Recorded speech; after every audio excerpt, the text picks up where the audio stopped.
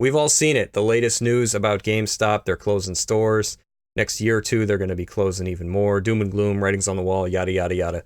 We're all content now to just sit back and watch the boat sink. Well, not this guy. I'm here to talk about why I don't want GameStop to close and why I don't think it will. GameStop still has more than 5,000 stores globally, give or take. And while the company has been bleeding cash for years, yes, their profits have been going like this.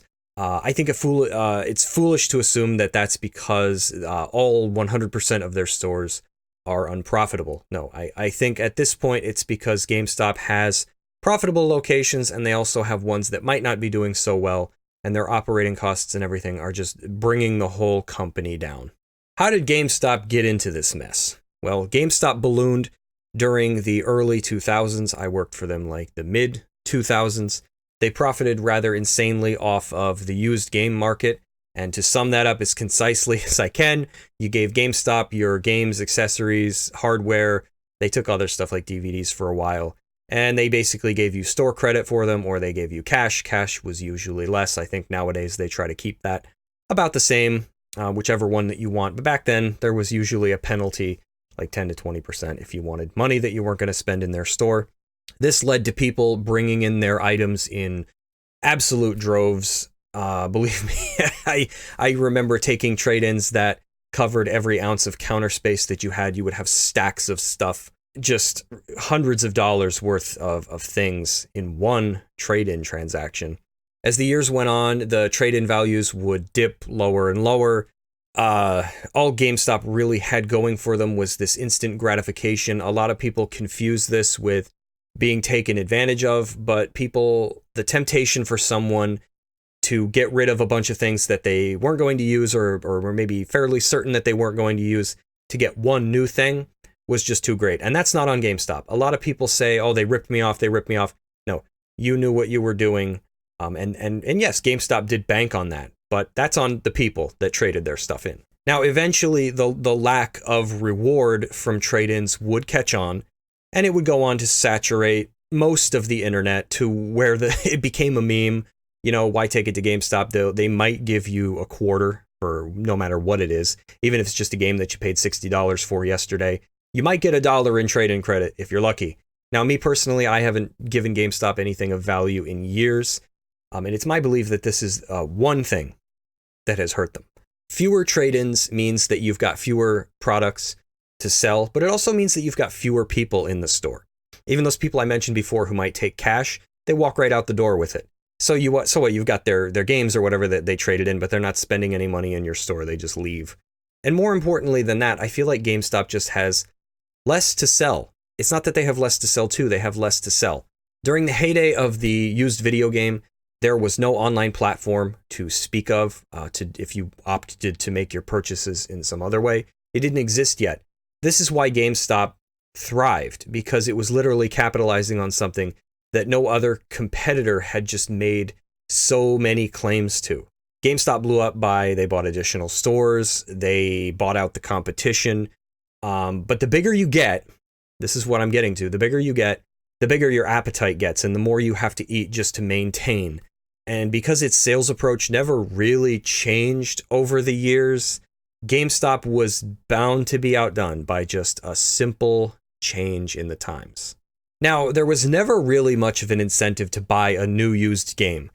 GameStop picked this odd $5 margin.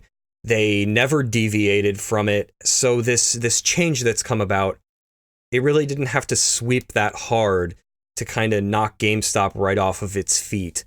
Companies like Nintendo, Sony, and Microsoft, especially Sony and Microsoft, began to use their own consoles as sales platforms. Nintendo, yes, the Wii and the Wii U had it, but I mean, the Wii's wasn't that great. There was a lot of crap on there. The Wii U's was okay, but didn't have much of an install base, and I hear that the Switch has just blown up. I hear a lot of people download their games using the Switch, but it was really Sony and Microsoft with the PlayStation 3 and the Xbox 360 that I say really took a chunk of revenue out of GameStop. Games often cost the same, so Microsoft might want a $60 game, you download it, and GameStop's like, well, we're going to sell it for $55. So and it was used. So that was hardly a reason to get up and leave your house. Or I mean, like, what if you're a kid and you're like a teenager and you don't even drive yet? So you could just download the game, do some homework, do some chores, sleep, go to work while it downloaded. I mean, it wasn't really that big of a deal. And in fact, a lot of indie games, because this is where we started to see like arcade games, the virtual console, indie titles, like even driving to GameStop to buy a copy, you would usually just end up with one of those little cards that you took back home and punched a code in and downloaded it anyways. So even once these online platforms took off, going to GameStop really wasn't much of an alternative. And it wasn't just this and the stupid $5 thing, a $5 margin that hurt them. Now customers could purchase a game without having to deal with GameStop's hair-pulling choice to berate the customer into purchasing something else while they were there. I'm talking about pre-orders. We've all been there. Pre-orders in GameStop's eyes were probably just a way of hooking you into coming back. Like, ooh, pre-order good, customer come back. But it left a sour taste in the mouths of so many people, myself included. I'm sure everybody's got stories. I've got stories. So another perk for buying your games digitally meant that you could circumvent GameStop's whole need, this incessant desire to lock you into a future sale. Now, just to be clear, I totally understand that these associates were just doing their jobs. Okay, you can't really lay it at their feet. I worked at GameStop. I know not making your numbers, like if you didn't hit your pre-orders for that day, if you didn't hit your magazine subscriptions for that day, you were told immediately. There were verbal warnings. There were written warnings. They would dangle your job perks over your head, like the ability to check out games. When I worked there, you could take a game home for like 2 days and play it. There was the employee discount. They would hold these things over your head. And even though it never got this far for me, because I quit, I'm sure termination was on the table if you did not meet your numbers. And like I said, it's not that you didn't meet your numbers for like a week or a month. It was like the first day that you did not hit the 1 or the 3 pre-orders that they expected you to get that day, you were in the back office. So GameStop's demise in a way now is almost being kind of celebrated. Now, part of me wants to think like, okay, karma's come due, let them have it. Even though this has already made the people in charge filthy stinking rich. So it's not going to hurt them. The only people that are going to suffer as a result of GameStop closing are the little people, the people who work at the stores. So the other part of me wants to like forgive and forget. Now, GameStop's being killed by digital sales. I won't dispute that, but I think one of the main reasons I don't want them to go is because no one is poised to step in and fill the gap that GameStop would leave if it collapses. Like mom and pop stores are on the rise again. It's the very type of store that like GameStop crushed on its way to the top or bought out. Like these aren't national or global enterprises. These are often single stores, and there's nothing wrong with that. More power to these people. There's a retro store near me that I love. The guy recently upgraded to a bigger, more modern, better, more exposed location. He seems to be doing great, and I'm happy for him. He's happy every time you come in. If you can't spend money that time, he's happy to see you the next time. It's not all about making a sale while you're in the store. You can just come hang out, talk, and leave. It's no skin off his back. That's called customer service. And that's one thing that I hope GameStop can fix, in this turnaround initiative that they're making. I think we can all agree that GameStop has tapped out its claim. It's really that simple. Used video games will never again be the source of inexhaustible income that it has been for GameStop. But used games can be a source. They certainly can be an asset that GameStop continues to offer, but they've got to do more. So GameStop's facing a major challenge here. And let me tell you why I hope they come out the other side. Because this is all about video games. Okay, I like video games. GameStop to me feels like this huge library of sorts. It's big, it has an impressive catalog, it has tons of locations, and their website is really good. Like their app could use some work, but their website is really good. You can track down items, you can buy them right online, or you can go, it'll tell you like what store has it. Gives you the number for the store, and I still think that for a lot of us, stores are the way to go. Online shopping can never replace that experience of digging through items, that thrill when you find a bargain. And speaking of deals, GameStop has fantastic prices on a lot of games. There's some like great Wii U games you can get right now for $5.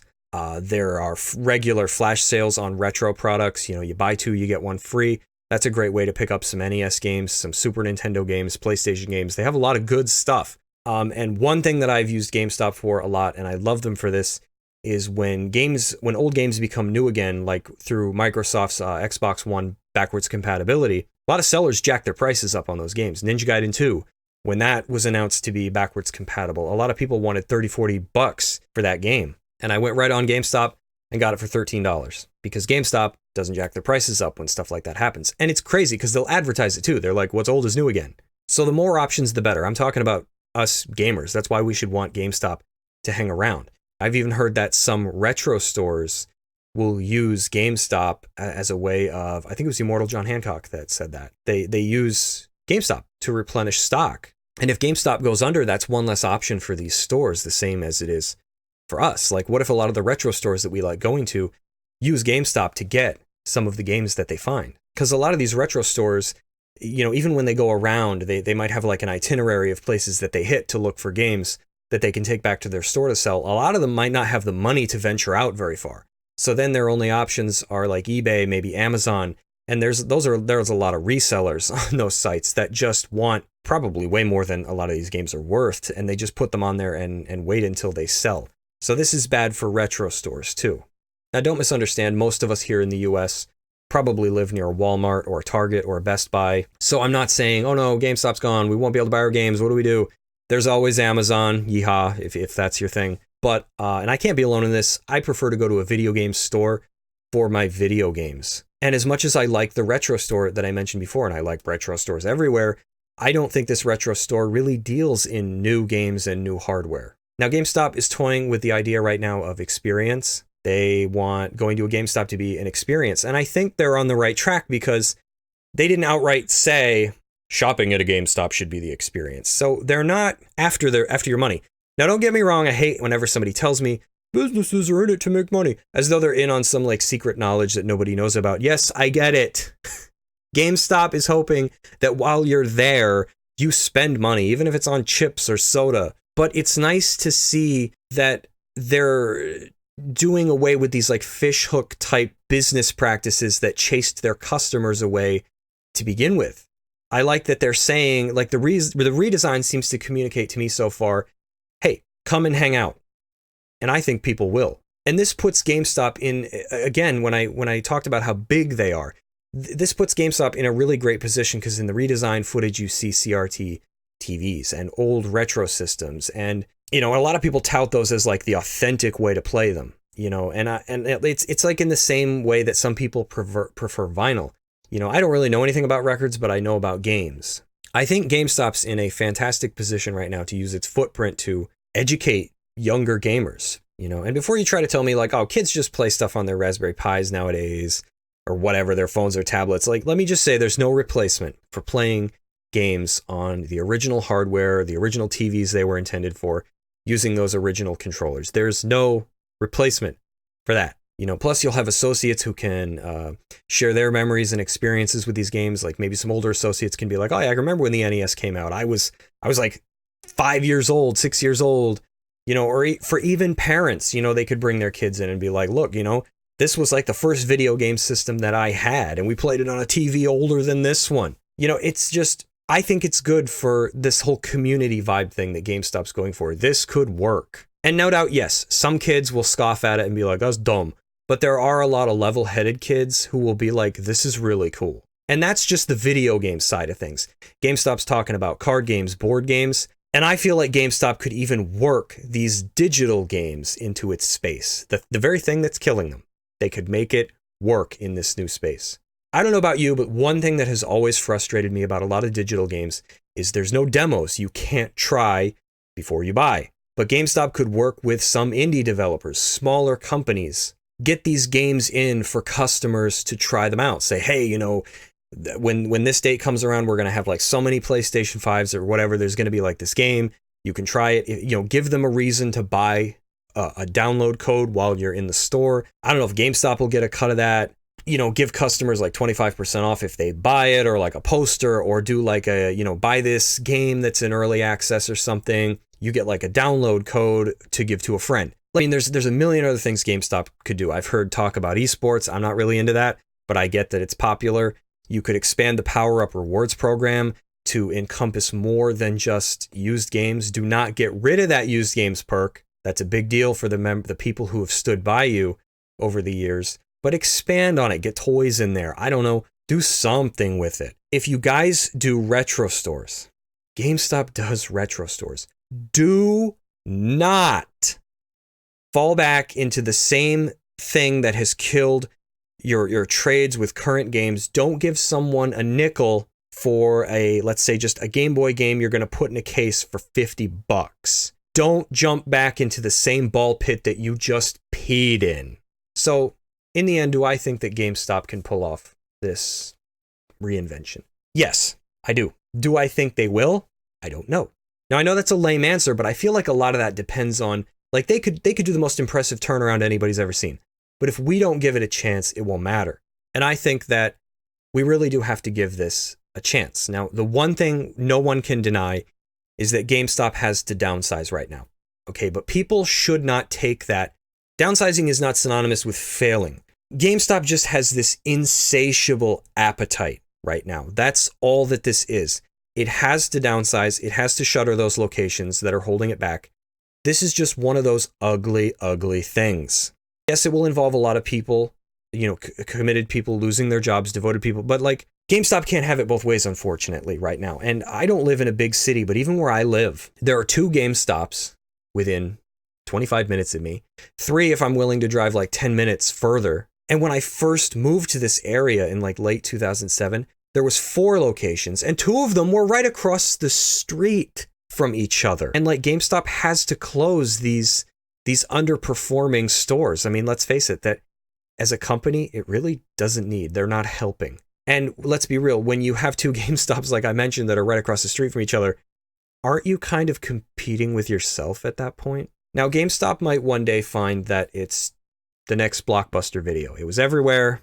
Now it's nowhere. I don't think GameStop will get down to 1 store. I don't think they'll get down that far. If GameStop takes this seriously, they could whittle themselves down to maybe, let's say, a few hundred locations. Quiznos, even though it tanked for different reasons, I think they lost thousands of locations in a decade. Now, I understand that Quiznos is food and GameStop is games, but they still have bad business decisions in common. And GameStops are different. A lot of what's killing them is inaction. They should have adapted years ago, but that's still a business decision that they made or didn't make. Now, I'm sure GameStop is kicking themselves for it now. Now, me, I don't plan to do any kicking. They seem like they're pretty serious about this revival effort that they're making, and I believe in second chances. So let's be the bigger person. Let's give them one. All right, guys, that's it for today. Don't forget to leave your comments down below about your feelings on GameStop. What do you think about this whole thing? I'll definitely be reading and responding. It's a busy world out there. Thank you so much for taking the time to be here with me today, and I will see you in the next video.